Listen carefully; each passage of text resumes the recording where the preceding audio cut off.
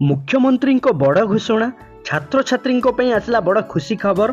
आसंता December 31 तारिख में माधव सिंह हाथ खर्च प्रदान कर राज्य में थिबा अनुसूचित जाति एससी और अनुसूचित जनजाति एसटी छात्र छात्री मानक यही हाथ खर्च मिल।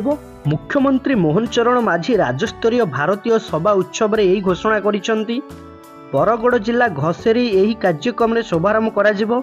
राज्य सरकार यही योजना जरिया राज्यर लक्षाधिक एससी एसटी छात्र छात्री सफल पाइबे।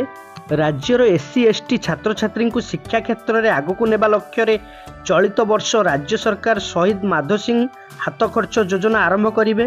पूर्वर संसदीय व्यापार मंत्री मुकेश महालिंग सूचना देते। यही योजन नवम और एकादश श्रेणी छात्र छात्री वार्षिक 5000 टंकार आर्थिक सहायता मिल। यही योजन राज्य सरकार 156 कोटी खर्च करेंगे। यही योजना माध्यम एससी और एसटी छात्र छात्री ड्रॉप आउट समस्या रोका जाई पारिबो बोली राज्य सरकार आशा व्यक्त करिसेंती। सूचना योग्य जे राज्यर विच्छिन्नांचल एससी एसटी छात्र छात्री माने आर्थिक समस्या कारण अधारू पाठपढ़ा छाड़ी देथिबा देखा जाइछि।